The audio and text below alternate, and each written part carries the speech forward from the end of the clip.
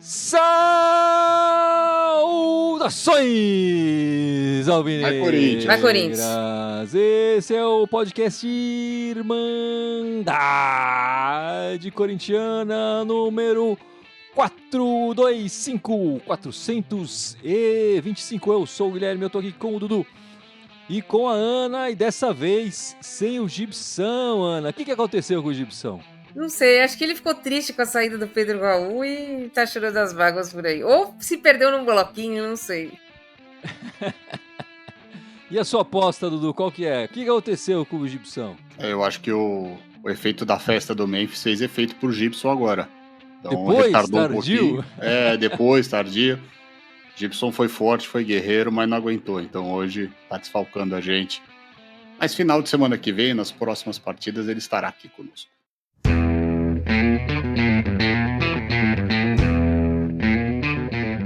Enfim, uma semana frustrante pro corintiano, 2 empates aí. O primeiro na pré-Libertadores contra a Universidade lá da Venezuela, 1-1, o Corinthians começa ganhando com o gol do Carrijo e leva um empate. E hoje na Neoquímica Arena, 2-2 contra o Guarani, o nosso paraguaio Romero foi lá e guardou 2 gols. O Guarani chegou a virar a partida, né? E o Corinthians conseguiu um empate. Essa fase de grupos terminou, o Corinthians, a gente já sabia disso, né? Tava em primeiro lugar e tal do grupo. Também já tava meio certo que ia fazer a próxima partida de quartas, né? Contra o Mirassol, e é contra o Mirassol mesmo. O Corinthians termina em primeiro lugar no grupo e no primeiro lugar geral também da competição, né? O Mirassol curiosamente, estava fazendo uma boa campanha, né? E depois veio em queda livre. E não foi, e é o pior time dos classificados em número de pontuação, né? O Estatísticas Corinthians lá no X, Twitter, ou sei lá como é que vocês querem chamar o negócio lá, falou que é a primeira vez desde 2017 que o Paulista repete essa fórmula com 16 times que o Corinthians consegue a melhor campanha. Enfim, Ana, vamos começar falando dessa partida. O que você achou do jogo, 2-2, o empate aí na Neoquímica Arena? Eu achei um jogo chato no primeiro tempo, apesar do Corinthians ter saído na frente, mas foi aquela primeira finalização que o Corinthians teve, um jogo mais de meio de campo, o Guarani não chegava muito, né? E aí o Corinthians faz 1-0 e eu não tenho gostado muito disso no Corinthians. O Corinthians faz 1-0 e dá uma caidaça, né? Para de jogar totalmente, aparecem os erros do Corinthians porque o Corinthians não tá ligado e deixou tomar um empate numa jogada besta, uma jogada que tava com o time do Corinthians, que o Bidu joga sei lá pra onde. Eu acho que isso aí o Ramon precisa consertar urgente essa caída de jogo. Eu não vi a entrevista dele, tá? Mas deu pra perceber que a hora que ele troca 5, que ele não tava contente, né? Assim como nós também não estávamos. E ele reclamou no jogo do meio de semana que aconteceu o time titular no meio de semana é uma coisa. O reserva agora, ele tinha reclamado já. O jogo contra a Portuguesa, vamos falar a verdade, também tinha tido um ritmo mais lento, né? Um ritmo bem devagar. Hoje também, de novo, bem devagar. O Corinthians só começa a correr realmente entre tomar o segundo gol do Guarani e o Corinthians fazer o segundo gol, porque depois que fez o segundo gol também entrou num ritmo mais lento de novo. Não sei, eu tô achando o Corinthians um pouco lentificado. E apesar de você falar que o Mirassol tem queda livre, eu concordo contigo, mas precisa jogar, né? É um jogo mata, é um jogo que tem que ter atenção 90 minutos. Tanto o jogo de quarta-feira quanto o jogo que eu não sei se vai ser sábado ou domingo, precisa ter atenção 90 minutos. Não pode jogar do jeito que tá jogando, como se fosse ganhar, porque a torcida tá gritando. A torcida tá gritando, é eles que não estão jogando. Só lembrando, né, pro pessoal que contra Guarani e Ponte Preta entra que era a lei de torcida única, então hoje era só a torcida do Corinthians, o que acho que a torcida tentou empurrar. Mas o jogo de hoje, eu imaginei que o Corinthians fosse entrar mais ligado por ser, digamos assim, a última chance de alguns jogadores terem uma oportunidade de jogar mais tempo, aproveitar uma oportunidade. Né? Eu não vou falar que o Romero aproveitou, porque acho que dos jogadores, acho que o Thales e o Romero são jogadores que vão ser mais utilizados pelo Ramon. Os que menos precisavam mostrar, na verdade. Né? Já tem um histórico, o Romero ainda mais, enfim, tem um histórico com o Corinthians enorme. É verdade, mas o time precisa entrar, acho que a partida de quarta e a partida de hoje mostram isso, o Corinthians precisa levar mais a sério, entrar mais ligado em alguns jogos. Levar mais a vera, como gosta de falar o Gibson, né? Para definir logo a situação.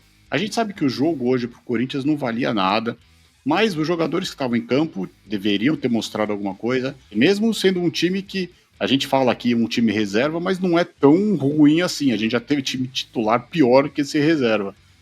Mas enfim, É muito eu achei que, sofrimento, né, Dudu? eu achei que foi complicado, né? O Corinthians deveria ter mostrado um pouco mais de gana, de garra, né, de vontade. E o Corinthians normalmente está colocando os adversários no jogo, né? A gente já tomou gol entregando a partida no clássico que perdemos, entregamos gols em outros jogos, só que acabamos ganhando por um gol de diferença, e hoje também, em falhas, a gente acabou entregando o gol para os adversários, depois empatamos, mas o Corinthians precisa, como a Ana falou, agora acabou a pré-temporada, né? Amanhã, às 2h30 da tarde, a federação faz o sorteio de quem joga os dias, né, os horários. É a gente sabe que sorteio, Dudu? É sorteio, não vai ser politicagem, assim, me coloca no eles sábado, me coloca no domingo? eu espero que nesse Porque, aspecto, Gui, enfim, é, os jogos já estão eles têm, definidos, né? porque o Corinthians, São Paulo jogam em casa, Santos vai jogar em casa, mas está na Baixada, e o Sem Mundial é que vai jogar, mas vai jogar aqui do lado, né, em São Bernardo. Então tem que tomar cuidado para não ter encontro das torcidas. Mas nesse aspecto, se for rolar a politicagem, eu acho que o Augusto tem que se impor para a gente jogar no sábado. Independente do que aconteça, a gente deve passar quarta-feira, mas nós temos uma viagem depois complicada. Pô, se eu fosse o Corinthians, eu pediria para jogar sábado.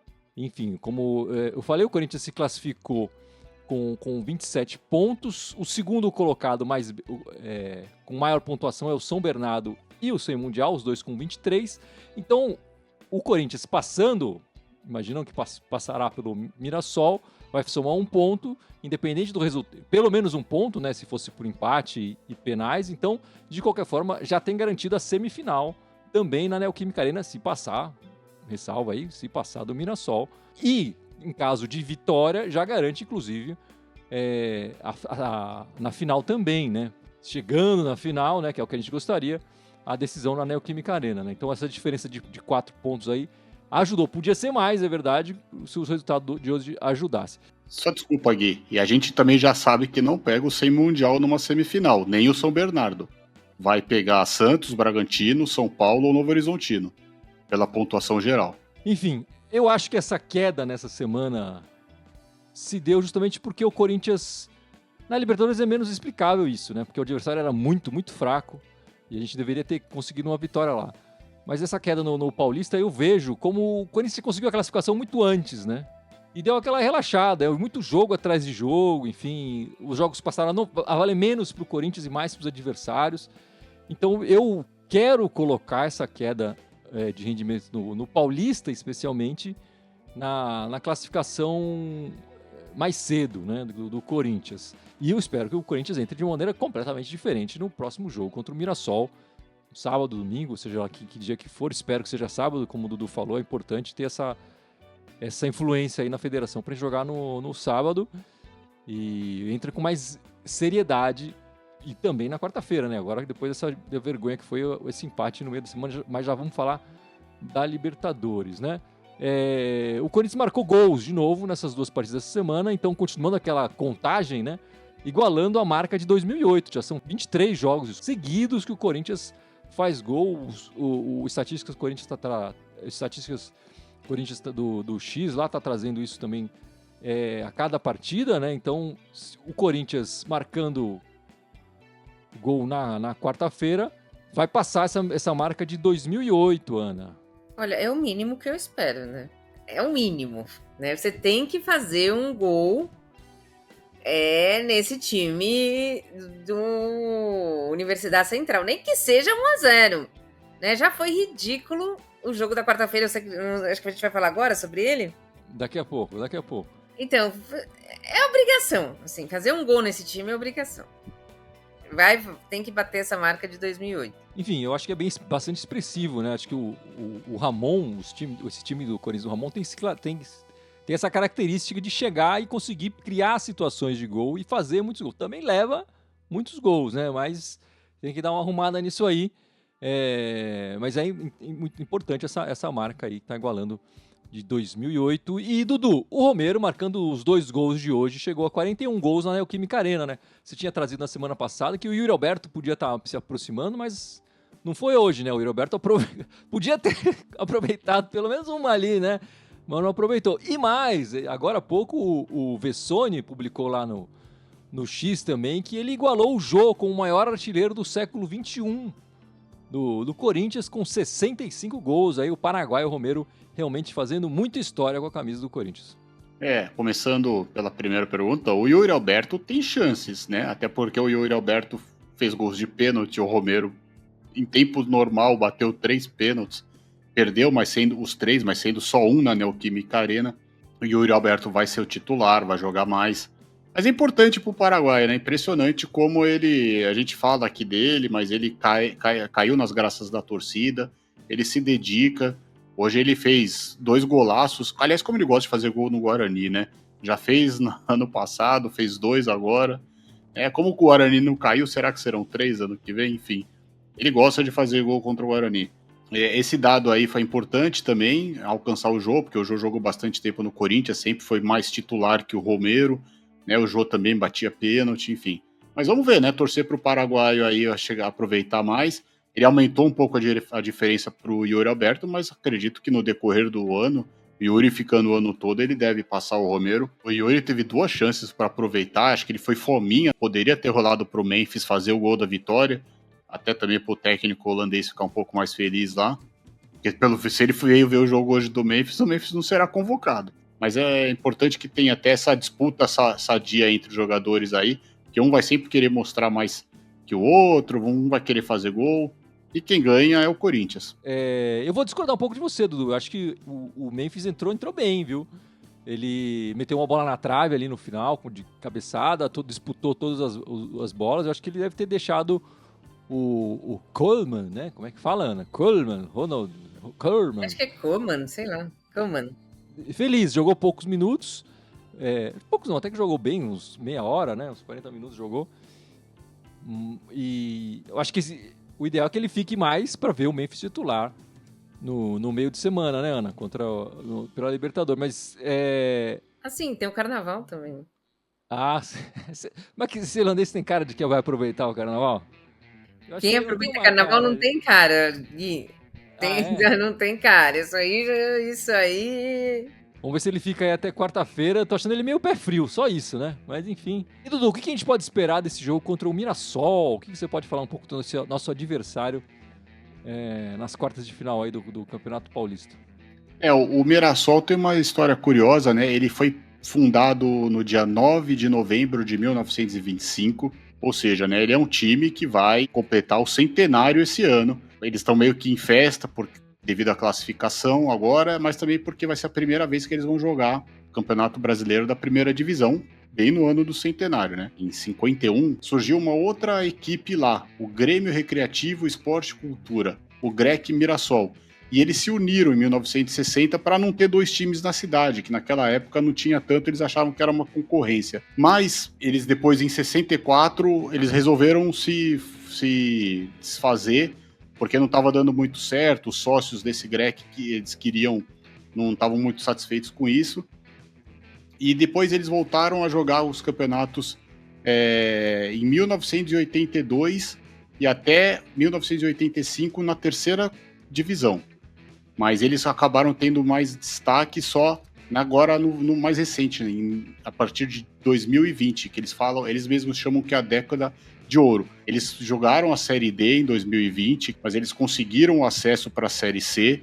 Depois, né, eles acabaram subindo para a Série B, terminando em 3º lugar. Também no Campeonato Paulista, sendo eliminado na semifinal por nós, com 1-0 gol do Ederson. E já tinham batido um pouco na trave em 22 para subir para a Série A, mas eles conseguiram esse acesso somente no ano passado. E tem vários jogadores conhecidos, por incrível que pareça. Eles têm o goleiro Alex Muralha, eles contrataram o Walter. O outro goleiro deles é o Tomazella, que jogou na Portuguesa. Eles têm o zagueiro, o David Braz, o zagueiro Alan Pereur, que jogou no C Mundial. Tem também o Cleison, que jogou na gente. Eles contrataram o nosso volante, o Rony. Tem o Paulinho, que tá lá, né? Administrando futebol. Enfim, eles têm bastante jogadores conhecidos. O Reinaldo. Né? Tem o Quem? É o Reinaldo. Tem o lateral Zeca, que foi campeão olímpico também. E eles gostam muito, né? O técnico caiu essa semana, tem o Léo Gamalho, que fez o gol hoje também, conhecido. E eles gostam de jogar muito no 4-2-3-1. Mas precisa ver agora quem é o técnico. Hoje foi dirigido pelo auxiliar. Quem vai ser o técnico que vai comandar o time, ver se vai mudar muito, formação. O jogo é na Neoquímica Arena e, conforme você falou, eles fizeram a pior campanha. Mas é um time que a gente tem que tomar cuidado. São jogadores experientes, jogadores acostumados com decisões, que já conquistaram títulos. E, como a Ana falou, mata. É um jogo só, tem que tomar cuidado, porque eles vêm como franco atirador. É verdade. E isso me preocupa, essa experiência desses jogadores, né? Eu acho que eles vão jogar aqui fechados, atrás do 0-0 e levar para penalidades. Enfim, o Mirassol, Ana, tem essa curiosidade. É o único time da Série A que nunca venceu o Corinthians. Foram 13 jogos, 9 vitórias, 4 empates. O último jogo entre o Corinthians e o Mirassol foi em 2023, 3-0 pro Coringão. Na Neoquímica Arena, né? Gols do Renato Augusto e o Roger Guedes guardou 2. Eu espero que continue assim, né? Espero que a gente continue sem ganhar da gente e que a gente faça um jogo tranquilo no sábado, no domingo. Eu acho que o Mirassol deu uma caída agora, o Corinthians tem que aproveitar e já ganhar. Uma coisa que eu não sabia, que eu acabei de ver no Globo.com, é que o Corinthians, graças a Deus, já assegurou a vaga na Copa do Brasil de 2026.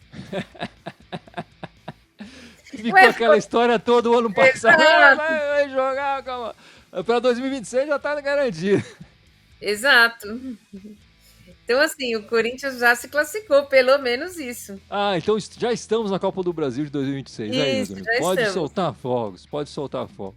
O Gibson, principalmente. Na Neoquímica Arena, o Corinthians jogou 4 vezes contra o Mirassol, né? E foram 4 vitórias do Corinthians. Até agora, 100% de aproveitamento contra o Mirassol na nossa casa. Né? Como eu te falado, em 2023 foi 3-0, o nosso maior placar. Em 2022 foi 2-1, 2020 1-0, gol do Ederson, acho que o Dudu falou desse jogo, né? Em 2018, 1-0 também, gol do Sheik. Então, a vantagem do Corinthians em cima do Mirassol é bem grande no histórico. Agora, um histórico pequeno, o time está se reestruturando aí. Eu até acho que essa demissão essa semana do treinador é para dar uma chacoalhada mesmo. Pensando na Série A, eles precisam realmente começar a ter resultados. Espero que não seja contra a gente aí nessa fase de mata aí do Campeonato Paulista, né? Mas o Corinthians precisa entrar esperto, até porque esse jogo vai estar ensanduichado entre jogos maiores, que são os jogos da Libertadores, né? Falando jogos no plural, porque eu espero que o Corinthians consiga a classificação e depois vai jogar na outra quarta-feira no Equador, né? Enfim, aí vimos o nosso time jogar na nossa estreia da Libertadores, né, na Venezuela. Foi aquele empate de 1-1 feio, né? Porque a qualidade do adversário era muito, muito abaixo, né, Ana? Muito fraco o nosso adversário. Tinha um garoto de 16 anos que quase faz um gol na gente, um atacante de 38. E o Corinthians ficou naquele 1-0 e, enfim, acabou levando um empate ali no final, num golzinho cagado. Azar do Tchoca ali, né? O menos culpado de tudo ali foi o Tchoca, né? Ele. Exato. Ele bateu nele, mas assim, tipo, não podia ter deixado cruzar, não podia ter deixado cabecear e a bola bateu no Tchoca ali, né? Mas assim, o Corinthians jogou de uma maneira bizonha no quarta-feira. Se fosse quarta-feira de cinzas, a gente entendia, né? Mas foi quarta-feira pós-festa do Memphis, né? Parecia que eles estavam em ritmo de festa ainda. Tipo, não jogou nada. Desculpa a palavra, mas o jogo foi realmente muito broxante. Muito toquinho de calcanhar, sabe? Desnecessário, umas jogadas inventadas, gols para variar, gols perdidos. Olha, totalmente decepcionante. Tanto que hoje, acho que na entrevista, não sei se foi hoje ou se foi na quarta-feira, o Emiliano fala, não podemos perder do jeito que foi. Parece que a gente perdeu lá na... Ele falou isso, eu não peguei essa. Ele falou, não podemos perder do jeito que foi, tipo... Estamos envergonhados, não se permite perder daquela forma, estamos chateados, a torcida está chateada e nós também, quer dizer, parece que foi uma derrota, realmente. Eu ainda achei que o Corinthians ia acordar, mas hoje eu fiquei mais com medo ainda. Porque mesmo sendo time reserva, eles também estavam lá. Eles tinham que ter mostrado para a torcida uma recuperação já. Eu espero que isso mude essa semana e faça 2, 3 jogos bons aí. E você, Dudu, como é que você viu esse jogo de ida aí na Venezuela contra esse time venezuelano aí? Para não falar uma coisa muito ruim aqui, é melhor... O time venezuelano. A gente enfrentou um time meio que semi-amador, né? E não conseguiu ganhar. Isso é preocupante. Por mais que chegue agora na quarta-feira e enfia 7, poxa, beleza. Acho que não vai ter dificuldade. O Corinthians vai passar. Mas é a imagem que ficou, né? Que preocupa a gente. Porque, poxa, o Corinthians tinha que chegar lá e fazer o dever de casa, que era ganhar. Não precisava também golear. Mas se você faz um 2-0, 3-0... os caras iam vir aqui, tirar foto da Neoquímica Arena, não tinha muito. Agora você dá uma esperança. E a gente sabe como é futebol, né? E ainda mais o Corinthians em pré-Libertadores. Mas enfim, não dá pra perder. O Corinthians foi muito displicente. Eu achei que, nós vamos ganhar a hora que a gente quer, vamos fazer o gol a hora que a gente quer, a gente sabe que é melhor. E não foi assim. Até porque as melhores chances de gol foram deles. Espero que isso tenha servido de lição. O Corinthians não entre tão displicente assim no jogo da quarta-feira, não entre de salto alto, se impõe, mostra que realmente é o melhor time, que tem mais investimento e pronto, Poderia até, se tivesse feito isso na quarta passada, dependendo da situação, poupar um ou outro jogador nessa próxima quarta, porque agora é decisão atrás de decisão, como você falou. Agora eles vão ter que mostrar isso. É o que eu falei, se ganhar de 7 na quarta-feira, vai ficar todo mundo feliz, mas, as notas da Irmandade vão subir, mas, por que não fez isso no jogo anterior, né? Poderia. Na próxima fase, deve ser um adversário bem mais complicado, que está acostumado com a Libertadores, que ganhou a primeira partida fora de casa. É um clássico lá, mas o Barcelona já ganhou do El Nacional lá com um gol contra, mas ganhou, é um time muito mais complicado. Enfim, eu acho para a Libertadores um porre. Chato pra caralho. Vendo esse time, como o Dudu falou, foi o Dudu que falou, não fui eu que falei, semi-amador, eu fiquei pensando, pra que diabos existe essa pré-Libertadores? Porque para jogar contra esse timinho, vai que dá uma zica e esse time acaba na fase de grupos. Que coisa horrível que vai ser a Libertadores com esse time na fase de grupos. Aí eu lembrei, mas a gente tá jogando contra esse time, então a pré-Libertadores, nesse ano... a Conmebol tá torcendo pro Corinthians classificar. Quero o Memphis, o Garro, o Yuri, que é todo mundo na fase de grupos, né? Se não fosse a pré-Libertadores, eles não iam ter essa possibilidade. E o Corinthians deixou a Conmebol e a torcida preocupadas com o futebol mostrado nessa primeira partida. E o Corinthians mostra que vale a pena disputar a pré-Libertadores, que vocês vão ter futebol de qualidade na fase de grupos. E essa qualidade tem que vir do Corinthians, não vai vir do nosso adversário. Enfim... Em 2012, nós também estreamos contra um time venezuelano, na Venezuela, também com um uniforme todo branco, apesar que esse ano o uniforme não é bem todo branco, né? Tem aquele degradê no meio ali, que era o Deportivo Táchira, né? Que também terminou 1-1. A diferença é que naquele jogo a gente empatou no final com o Ralf, né? E era um time que eu acho que era melhor do que esse aí do... Enfim, era bem melhor. Na volta... Foi uma traulitada do Corinthians 6-0. Danilo, Paulinho, Jorge Henrique, Sheik, Edson e Douglas marcaram os gols. Enfim, que seja novamente dessa forma, né? O Carrijo marcou seu primeiro gol com a camisa do Corinthians. O peruano chegou tomando conta da posição, né?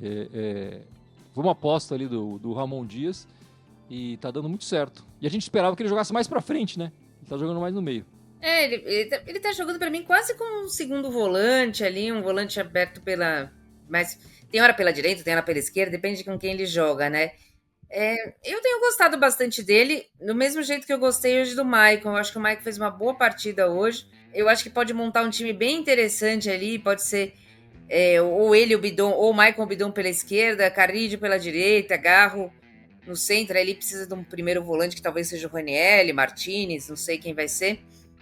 Mas eu gosto muito e gosto muito mais quando o Corinthians joga nessa formação, com 4-4-2 do que o 4-3-3, ainda mais se você considerar que o 4-3-3 é o Héctor Hernandes na frente, né? Você vê que todo mundo já fez o primeiro gol pelo Corinthians e o Héctor Hernandes nada, né? Eu acho que estão pondo ele pra jogar porque deu certo com o Pedro Raul, conseguiu emprestar, quem sabe botando ele pra jogar um pouco ou consegue emprestar pra algum lugar. Mas eu gosto do Carille, acho que o Carille tem... Mas me preocupa um pouco também a parte física do Carille. Você vê que hoje entrou todo mundo, mas ele não entrou, né? Eu acredito que ele vai jogar agora mais seguido, mas eu não sei o quanto mais seguido ele consegue, né? Não sei se, por exemplo, ele faz os 3 jogos seguidos. Quarta, sábado e quarta, domingo e quarta. Eu já acho que não. Acho que o Corinthians precisa ver aí, dosar melhor o Carille para ter o melhor dele na Libertadores, talvez, e não utilizá-lo na Copa do Brasil, no Campeonato Paulista. Vamos esperar. E aí o Estatísticas Corinthians de novo aqui, trazendo a informação. Na história foram 60 gols peruanos pelo Corinthians. E eu me surpreendi com o número de gols do Ramírez, né? Os 3 peruanos que marcaram gols, Paulo Guerreiro, o Ramírez e agora o Carrillo. Vocês sabem quantos gols o Ramírez marcou com a camisa do Corinthians? Eu lembro daquele contra a Ponte Preta. Acho que ele marcou uns 7, 8 gols, se eu não me engano. Caramba, o Dudu tava achando ele mais goleador. Ele marcou 5, pra mim já foi uma surpresa. Eu ia chutar uns 2. E Dudu, o Memphis com o passe pro gol do Carrillo chegou em 15 participações de gols com a camisa do Corinthians e ganhou um bônus aí, acionou um gatilho do contrato dele. Vai ganhar R$1,5 milhão aí de bônus. Merecido? Olha, merecido. Primeiro que ele precisa pagar a festa também, eu acho, né? Então ele queria dar essa assistência logo. Você acha que aí. ele tá devendo a festa, Dudu? Não, brincadeira, mas também a gente sabe que não foi barato, né? Pô, foi um gesto legal, comprou terno e gravata lá pra todo mundo, né? Sapato, os funcionários. Mas foi uma surpresa a quantidade de gols e de assistências que ele teve no período aí do final do Campeonato Brasileiro. Agora, no Campeonato Paulista, por serem adversários mais fracos, a gente esperava até um pouco mais, mas ele foi poupado no começo, não jogou alguns jogos. Então ele até que chegou nessa participação de uma forma até que rápida, levando em consideração que alguns jogos ele não participou.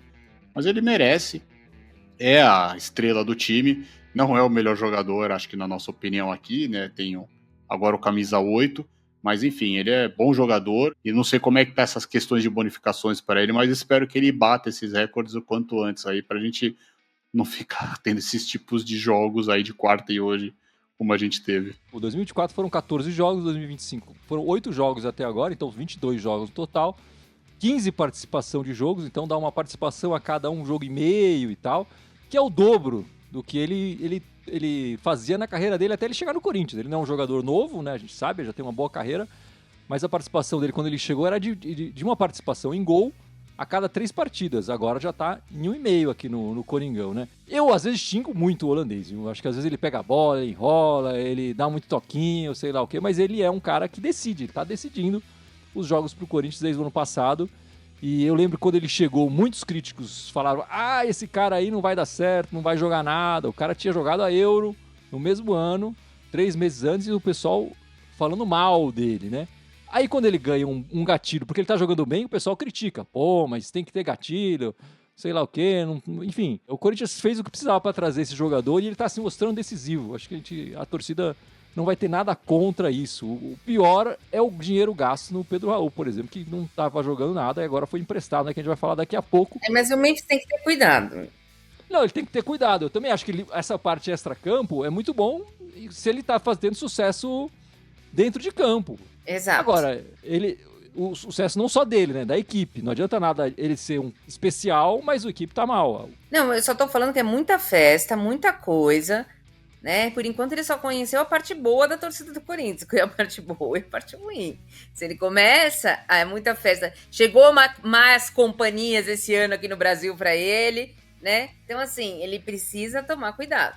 Você tá pegando no pé, tá pegando... Ana, imagina ele lá depois, daqui 10, 20 anos lá na Europa, fala, pô, fui pro Corinthians, você ganhou o quê? Pô, ganhou o Campeonato Paulista. Imagina ele falando com orgulho que é campeão paulista. Então, mas primeiro seja campeão paulista. Depois podemos discutir a festa, né? Bom, mas tá aí o Memphis, 1,5 milhão mais rico e, enfim, com o treinador da seleção vindo vê-lo na Neoquímica Arena. Mas enfim, a gente tem o jogo agora, a decisão, né, de fato, dessa vaga na Libertadores, esse jogo da pré-Libertadores contra a Universidade Central. Vai ser 9h30 na Neoquímica Arena, transmissão da Rede Globo, ESPN e Disney+. Plus. Antes de passar para vocês, eu queria fazer a estreia aqui do Pablo na Irmandade Corintiana. Pablo, um espectador nosso e tal, enfim, trocou mensagem com a gente e tal, fez uma pequena previsão de como vai ser essa partida. E acho que em breve ele vai estar aqui com a gente também ao vivo na nossa live, participando do nosso podcast. Mas por enquanto a participação dele em vídeo aqui. Vamos ver o que o Pablo está esperando para esse jogo na quarta-feira. Saudações, Irmandade Corintiana, eu sou Pablo e vamos para a análise do pré-jogo entre Corinthians e Universidade Central, partida válida do jogo de volta da Conmebol Libertadores. O Corinthians no jogo de ida não foi incisivo e automaticamente nesse jogo de volta entra pressionado pela fiel torcida para que tenha um resultado e um desempenho superior ao que foi a partida lá na Venezuela. O Corinthians ele necessita de objetividade e toques mais rápidos pelo centro do campo. Lembrando que o Ranieri na partida de ida acabou sofrendo uma lesão e automaticamente o Bidon entra na vaga dele, fazendo com que o Martínez volte para sua posição de origem de primeiro volante. O caminho das pedras para que o Corinthians consiga um bom resultado e um resultado incisivo objetivo é a velocidade no toque de bola. Lembrando que o Corinthians já vem com 12 partidas válidas esse ano e a Universidade Central apenas 5, fazendo com que realmente tenha um ritmo e um preparo físico superior ao time venezuelano. Boas transições, triangulações entre lado direito e esquerdo, meio para externo, fazendo com que realmente consiga chegar efetivamente no ataque, para que Memphis e Uri, a dupla de ataque, consiga realmente realizar os gols nessa partida. Algo pouco explorado na partida de ida foram os chutes de fora da área. O Corinthians teve apenas 12 chances criadas, apenas 3 chutes realizados e 1 gol feito nessa partida. Então é importante ressaltar que o Corinthians precisa mais chutar ao gol e realmente não necessariamente chutar de dentro da área, mas sim de fora. Lembrando que a gente tem bons atletas que fazem essa função. O prospecto devido à cobrança do jogo de ida é que realmente o Corinthians jogue com um pouco mais de intensidade, junto com a sua torcida apoiando os 90 minutos e cantando, que isso já não é novidade para ninguém aqui. E realmente a gente espera uma ótima partida para que consiga classificar para a próxima fase da pré-Libertadores. Tá aí o Pablo estreando aqui na Irmandade Corintiana. E você, Ana, como é que você tá vendo esse jogo de quarta-feira? Ele falou também, eu concordo com tudo que ele falou. Eu só espero que a gente ganhe. Não importa o placar? Não, pra mim não, desde que a gente ganhe. Assim, e ganhar sem sofrimento. Eu também não quero ficar sofrendo, né? Véspera de carnaval, deixa a gente descansar um pouco, né? Ganhar, fazer uns 2-0 no primeiro tempo, assim, tá bom, tá tranquilo, não precisa de goleada, não. Pode guardar os gols pro Mirassol, pra semifinal. 2-0 pra mim tá excelente. Olha, só para avisar também, né? Gostei bastante do que o Pablo comentou. O Universidade Central jogou ontem pelo Campeonato Venezuelano, ganhou de 1-0 da Portuguesa, né? Também tem Portuguesa e tudo, mas eles ganharam de 1-0 fora de casa. E curiosamente eles pouparam tanto o menino lá de 16 anos quanto o atacante de 38, mas o resto foi o time meio que jogou contra a gente. Eles são franco atiradores, eu acho que o Corinthians não pode vacilar, tem que se impor, tem que fazer logo 1-0, 2-0, que nem a Ana falou. Não saber, acho que a Fiel vai estar bem inflamada, vai estar já com os bloquinhos, o samba da Gaviões, enfim, e não vai deixar o ritmo cair, mas o Corinthians precisa. Eu falei brincando um placar antes, mas acho que o Corinthians precisa, na minha opinião, vou ser um pouco melhor que a Ana. Tem pelo menos fazer uns 3-4-0, mas ganhar, se for de 2, se for de 3-0, mas ganhar, sabe, amassando o adversário. O Corinthians tem que se impor contra esse time, resolver logo, para a gente não passar sofrimento contra esse time aí. Eu adoraria ver uma goleada, mas eu tô mais com a Ana, viu? Acho que seria...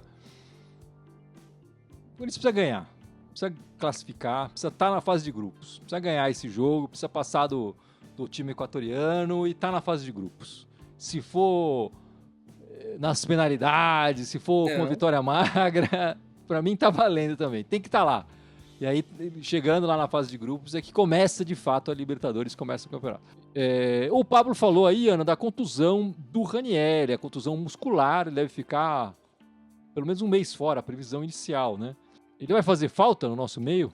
Vai fazer falta, ele era o titular, né? Entre todos os primeiros volantes que nós tínhamos, era o titular, tanto que o Martínez estava jogando junto com ele, fazendo uma de meia direita ali, ponta direita, né? Porque o Ranieri estava numa boa fase, né? Então, acho que o Ranieri vai fazer falta, sim. Temos elenco para suprir, temos o Martinez, temos o Rian. Para mim, são os dois que conseguem fazer a mesma função, o resto não faz.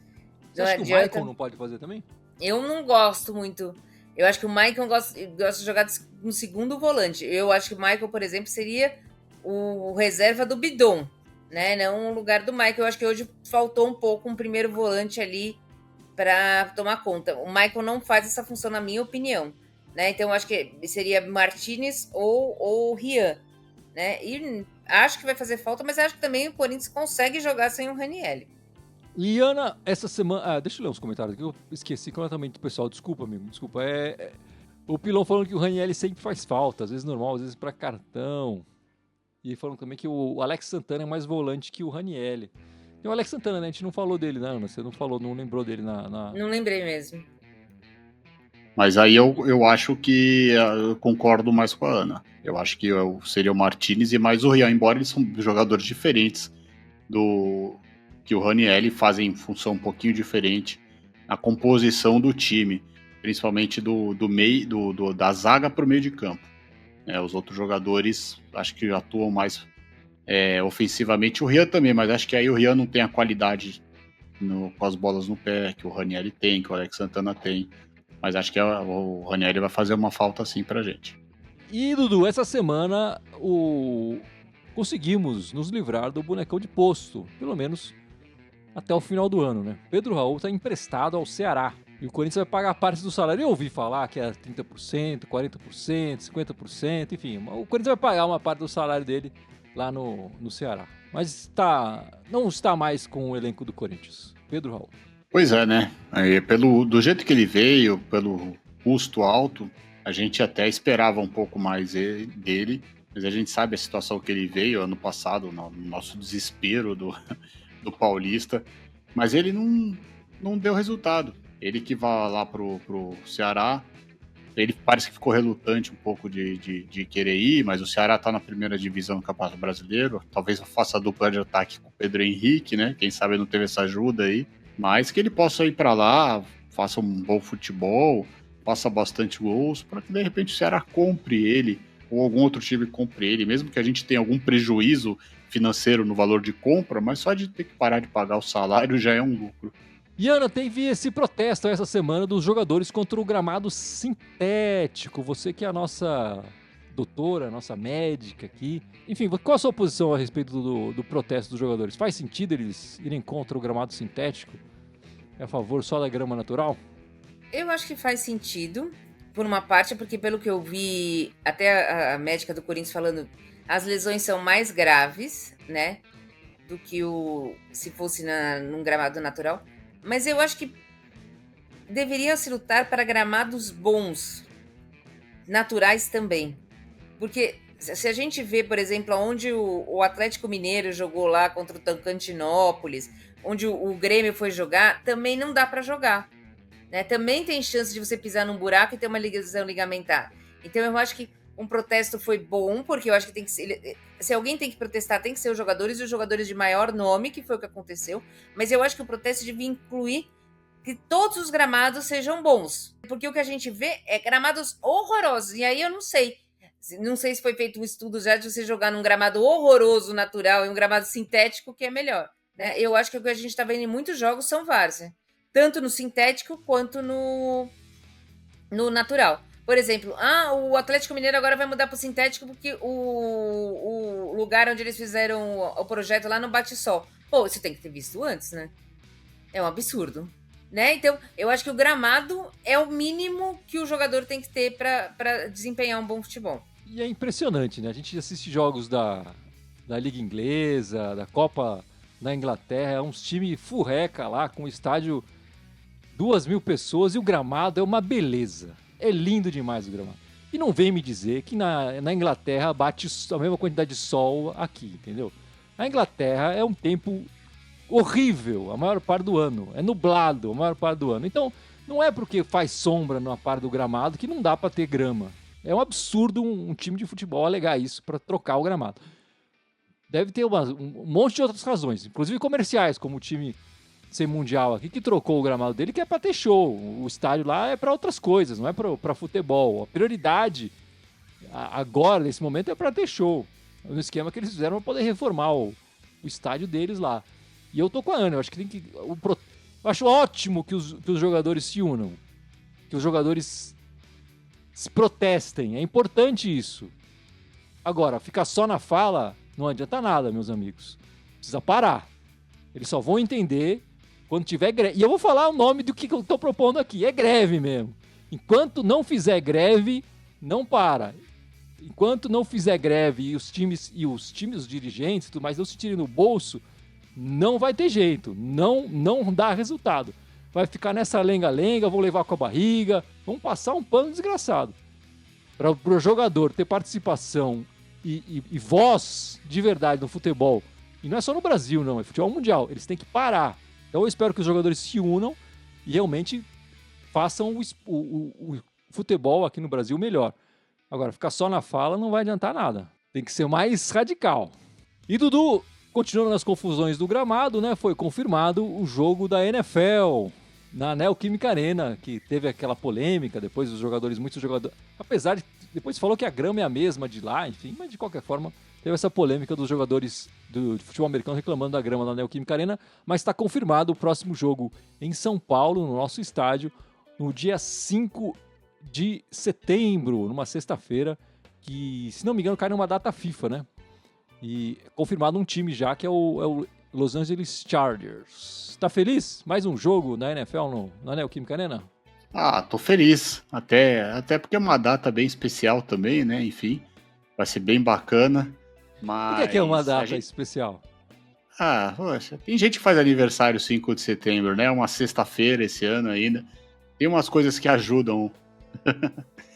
Mas brincadeiras à parte, a gente já tinha comentado isso, que o propósito era tentar fazer mais de um jogo na Neoquímica Arena, eles gostaram. Foi confirmado esse ano, mas já existe a briga aí, entre aspas, que o prefeito, né, agora quer manter, quer que o jogo fique em São Paulo, não vá para o Rio, não vá para Minas para a próxima temporada. Teve essa briga aí, esses conflitos do gramado, mas os jogadores gostaram de jogar aqui, a torcida gostou, deu sorte para o Eagles. A gente sabe que o Los Angeles Chargers é um time inferior aos que vieram.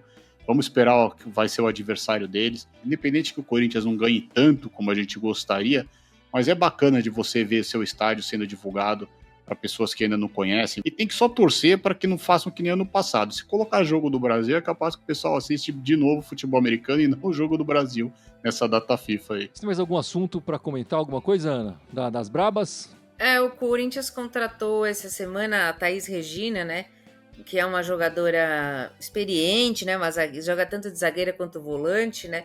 Estava na Olimpíada, foi medalha de prata aí na Olimpíada, né? E ela teve um episódio, né, que ela segura, né, aquela faixa escrito "Chora Gambá", quando a primeira vez que eles ganharam do Corinthians. Então foi uma contratação um pouco polêmica. Ela até já se pronunciou nas redes sociais, pedindo desculpa, mas houve essa polêmica toda e aí ela pediu desculpa, tal. Então já é mais uma jogadora para o plantel do Corinthians, uma jogadora que tem experiência, né? Vamos ver como vai ser a reação da torcida quando ela entrar em campo, né?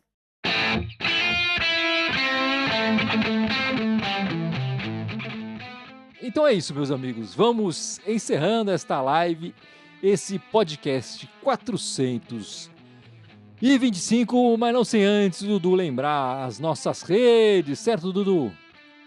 Vamos lá, lembrando que a gente está ao vivo somente no YouTube, mas também temos o Facebook, o Instagram, o Telegram, o TikTok, o iTunes, o Deezer, Spotify, sim, o SoundCloud, todos como Irmandade Corintiana, e temos também o Twitter ou X e o Blue Sky como Irmandade Timão.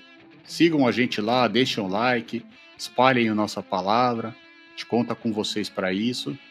E a gente ainda não sabe quando vai ser o programa, porque a federação vai divulgar somente amanhã, mas enfim, fiquem ligados que todas essas redes nós vamos avisar quando será o próximo podcast. Acho que vai ser domingo, mas a gente não sabe o horário em função... Todo mundo aqui está torcendo para o jogo ser sábado, mas vamos esperar amanhã para poder divulgar para vocês. Bom, mas o esquema é o seguinte, o jogo sábado, o podcast é no domingo, 7 da noite, horário tradicional, mesmo durante no carnaval, né? Vamos tirar a Ana do bloquinho. E o Dudu, não sei, né? Os Gibson também. É por isso que ele aproveitou essa semana, né? O Dudu, enfim, não sei. Vamos ver como é que vai ser, né, Dudu? E o jogo não será no bloquinho, viu? Será no bloquinho. O jogo sendo no domingo, aí depende do horário pra gente ver o nosso podcast. Então, muito obrigado pela participação de todos. Esperamos vocês na semana que vem. E vai, Corinthians! Vai, Corinthians! Vai, Corinthians!